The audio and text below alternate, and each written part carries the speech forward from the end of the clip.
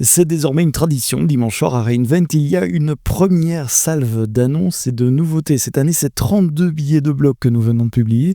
J'ai retenu les nouveautés qui concernent EKS, S3, AWS Verified Access, Data Migration Service, les policies IAM, et puis aussi une nouvelle solution physique pour transférer des gros volumes de données. C'est le podcast AWS en français à Las Vegas à Reinvent. C'est parti, c'est maintenant.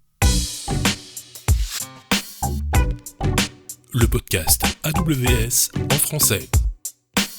Sébastien Stormack. Bonjour et bienvenue dans ce nouvel épisode du podcast AWS en français. Tout au long de la semaine, nous nous délocalisons à Las Vegas, Nevada, États-Unis pour assister à la conférence client AWS Reinvent, la plus grosse conférence cloud au monde. Avec l'année passée, c'était 50 000 visiteurs. Cette année, j'ai pas encore les chiffres. Il y a des rumeurs qui tournent autour de 70 000 visiteurs. Je vous donnerai les chiffres un peu plus tard dans la semaine. Et le dimanche soir, il y a déjà toute une première salve d'annonces qui sont faites avec, je vous l'ai dit, 32 billets de blog qui annoncent différentes nouveautés. J'en ai retenu quelques-unes et on va commencer tout de suite avec Amazon EKS. C'est deux grosses nouveautés pour Amazon EKS. Si vous utilisez EKS, vous allez être intéressé par cela. Un nouveau mode qui s'appelle le mode automatique, Auto-mode pour Amazon EKS, où c'est grosso modo AWS qui va gérer les ressources sur lesquelles vos pods vont être déployés. Donc, on va automatiquement gérer le réseau, les instances EC2, le load balancer et des choses comme ça. Vous allez me dire, mais il y avait déjà Fargate EKS avant qui faisait tout ça aussi. Oui, mais là, c'était en serverless, c'est-à-dire vous ne voyez pas l'infrastructure. Tandis qu'ici, c'est vraiment, on est entre du manuel et Fargate parce que l'infrastructure, elle est gérée par AWS, mais vous voyez dans votre console les VPC, les load balancers, les instances EC2. Et non seulement vous la voyez, mais vous pouvez la customiser aussi. Vous pouvez soit tout faire en automatique, et là c'est vrai qu'on est assez proche de ce que fait Fargate, ou alors vous pouvez customiser avec le load balancer, le réseau, les classes de stockage par exemple, et les ressources compute EC2 que vous allez utiliser. Donc un nouveau mode sur EKS qui s'appelle Auto Mode. Il y a une autre nouvelle fonctionnalité EKS qui s'appelle les nœuds hybrides qui vous permet à un control plane AWS de démarrer des pods en dehors d'AWS sur n'importe quelle virtual machine ou machine physique d'ailleurs dans le monde, que ça soit une instance EC2 que vous gérez vous-même ou une instance EC2 d'une virtual machine chez un autre cloud ou en on-prem. Et donc d'avoir un seul control plane, celui d'AWS qui est géré par AWS, une seule console qui gère des applications qui tournent à différents endroits. Et là aussi, vous allez me dire, mais oui, mais il y avait déjà EKS Anywhere qui permettait de faire ça, qui a été lancé l'année passée ou l'année d'avant, et vous n'avez pas tort, sauf que là, avec EKS Anywhere, vous deviez quand même installer le control plane de Kubernetes sur le Anywhere, donc de l'autre côté. Ici, c'est le control plane géré, managé par AWS, qui va lancer des pods à d'autres endroits sur AWS ou en dehors d'AWS. Donc ça s'appelle EKS Hybride Node. Et si ça vous intrigue, évidemment, tous les détails sont dans les blog posts. C'est mon collègue de Corée, Shani Yoon, qui écrit ces deux blog posts. Une nouvelle option si vous devez transférer des gros volumes de données. Je ne pense pas que ça sera tout de suite pour les clients en Europe, mais qui sait, mais je vous la mentionne quand même parce que je trouve qu'elle est amusante et qu'elle montre le type d'innovation que le cloud peut fournir. Ça s'appelle AWS Data Transfer Physical. En gros, c'est une pièce, un local dans lequel vous pouvez aller avec vos disques durs ou vos snowballs éventuellement, vous connecter au réseau d'AWS et uploader les données directement avec un réseau. Ça va plus vite que d'envoyer des snowballs par DHL ou par UPS. Et puis peut-être pour des raisons de compliance, vous restez à côté des disques jusqu'au moment où vous les connectez sur le réseau dans une pièce qui vous est réservée à votre usage unique et exclusif pendant la durée de l'opération. Alors, pourquoi c'est pas directement en Europe? Parce que pour le moment, il y a deux pièces, une sur la côte est des États-Unis à New York et une sur la côte ouest des États-Unis à Los Angeles. Et le fait que ça soit Los Angeles et New York, c'est pas anodin, ça montre le genre de clients qui peuvent bénéficier de ça. Si vous avez des très gros volumes de données, donc typiquement des fichiers vidéo, que vous soyez dans les médias par exemple, ou dans l'industrie du cinéma, vous réservez la pièce via la console AWS et puis vous allez physiquement à l'accueil avec vos NAS, vos racks de disques durs. Et dans la pièce, il y a de la fibre optique, il y a du gigabit Ethernet et au-delà, il y a un laptop également qui vous permet d'accéder à votre console. Il y a des photos de tout ça, en tout cas des portes d'entrée, parce qu'on n'a pas pu publier les photos de ce qu'il y a dans la pièce exactement, dans le blog post qui est dans les notes du podcast. Peut-être vous utilisez AWS Verified Access, vous savez, c'est ce service Zero Trust qui vous permet d'accéder via un plugin de votre navigateur à des applications HTTPS privées qui tournent dans un VPC privé et qui vérifient à chaque requête toute une série de politiques qui sont définies avec le langage CEDAR d'ailleurs, qui définit si vous êtes bien authentifié, si votre laptop est bien configuré, c'est-à-dire s'il a bien les bons antivirus à jour, etc. Donc la posture de sécurité de votre laptop, c'est moi qui avais écrit le blog post, c'était il y a 2 ans.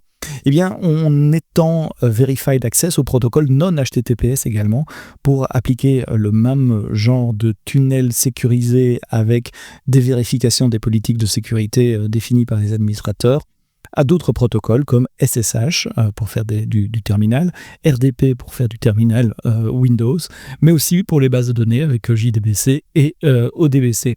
Alors là, évidemment, ça ne marche plus avec un browser uniquement, donc il faut installer une application cliente qui va établir ce tunnel sécurisé.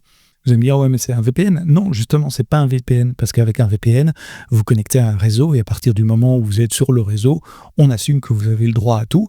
Ici, chaque requête est vérifiée avec les politiques qui sont définies sur le serveur, et typiquement, dans une politique, on va retrouver des postures liées à votre identité, qui vous êtes, à quel groupe vous appartenez, et puis les postures de sécurité de votre appareil également, qui sont relayées par les outils de gestion de management ou les antivirus qui sont sur votre machine. Je vous explique tout ça dans un blog post, c'est en preview, ça s'appelle AWS Verified Access pour les protocoles non HTTPS. Un nouveau type de politique de sécurité. Si vous êtes dans la conformité, la compliance, ceci va ça vous intéresser. Ça s'appelle les politiques déclaratives. En gros, c'est un nouveau type qui vous permet de dire, par exemple, je veux bloquer tous les accès VPC publics. Ça, c'est la définition de la politique. Vous n'avez pas à gérer le détail de JSON, des actions, des ressources, etc. On la génère pour vous. Et en tant qu'administrateur, vous attachez cette politique à une OU, donc une organisation ou une branche d'une organisation, et nous allons décliner cette politique sur l'ensemble des comptes AWS qui appartiennent à cette organisation ou à cette OU, et nous allons la faire évoluer comme les managed policies que vous connaissez déjà. Donc s'il y a d'autres services qui devront être bloqués dans le futur parce que ils n'existent pas encore maintenant, mais peut-être qu'ils vont arriver dans le futur, cette politique va évoluer de manière à ce que aujourd'hui, mais aussi demain et sur la totalité de vos comptes, les VPC, les accès VPC publics soient bloqués. Donc ça simplifie grandement la gestion des politiques à grande échelle quand on a plein de comptes à gérer et surtout les politiques dans le temps également. Alors quelles politiques il y a pour le moment? Il y en a 6 ou 7. Il y a des politiques liées aux images, aux paramètres image settings et aux EMI settings. Une politique déclarative sur le blocage ou non des métadonnées d'instance, de l'accès à la console série, le VPC block public access, je vous l'ai dit, également les snapshots, les EBS snapshot block public access, et puis les images, les EMI block public access. Si vous êtes dans la sécurité, dans la conformité, allez voir ce nouveau type de policies qui s'appelle les declarative policies. Peut-être vous faites partie de ces clients qui migrent des bases de données Oracle SQL Server vers du Postgres dans le cloud. Vous connaissez certainement alors AWS Database Migration Service et un volet spécifique de Migration Service qui migre pas que les données, mais qui migre également les schémas. Donc, il peut convertir un schéma de la base de données source vers la base de données destination. Et bien maintenant, Schema Conversion, comme il s'appelle, s'enrichit avec du Generative AI, c'est-à-dire qu'il va analyser le code source des store procedures, par exemple, dans Oracle, pour les transformer en store procedures Postgres. Donc là où on arrivait à 60-70% de transformation automatique basée sur des règles, comme c'était le cas jusqu'à aujourd'hui, jusqu'à hier, et bien maintenant, avec le Generative AI, on arrive entre 95 et 100% de conversion automatique des store procédures et d'autres éléments de schéma entre les bases de données commerciales Oracle et Microsoft SQL Server et Postgres. Et puis pour terminer, deux nouveautés sympas sur S3. La première, c'est un composant graphique qui s'appelle Storage Browser. C'est une application ou un composant réutilisable réalisé avec Amplify pour les applications React. Ça vous permet de mettre un navigateur S3 dans une application web avec une belle interface moderne. On voit tous les fichiers d'un bucket, on peut les trier, on peut les rechercher. On peut uploader, on peut créer des folders, on peut télécharger les documents. Je dis on peut, sous ça, si vous l'autorisez évidemment, parce qu'il y a un petit document de policies d'Amplify à définir qui dit ce que le composant peut faire, upload, download, etc. Et puis c'est à peu près tout. Vous mettez ce composant dans votre application React et voilà, vous êtes parti et vous avez directement un composant moderne qui permet d'accéder à un bucket ou une partie d'un bucket sans que vous ne deviez rien coder. Alors l'aspect visuel est évidemment entièrement configurable, c'est-à-dire vous pouvez appliquer des thèmes et des CSS. Et puis l'autre nouveauté d'S3, ça c'est un peu plus subtil, c'est une vérification d'intégrité des objets qui lui sont envoyés. Vous allez me dire, ouais mais S3 faisait déjà ça, il calcule des checksums sur l'objet, il vérifie les checksums périodiquement pour s'assurer que les objets stockés sont bien ceux qu'on ait reçus, ok. Eh bien, maintenant, on étend ça au transfert au réseau, parce que jusqu'à présent, les checksums, ils sont calculés à l'arrivée sur S3, mais rien nous dit qu'à l'arrivée sur S3, en traversant l'Internet sauvage et public, l'objet n'ait pas été modifié. Ce qui nous dit que c'est vraiment celui que vous ayez envoyé. Eh bien maintenant, les SDK, la ligne de commande, la console, etc., calculent un checksum basé sur du CRC, Cyclic Redundancy Check, sur le client. Et S3, quand il reçoit l'objet, il va calculer le même algorithme, le CRC, sur le serveur et comparer les deux. Si le CRC que le SDK envoie est le même que celui qu'Amazon S3 a calculé, ben on sait que l'objet n'a pas été modifié en transit et donc on peut le stocker de façon durable. Donc ce CRC est également stocké dans les métadonnées de l'objet.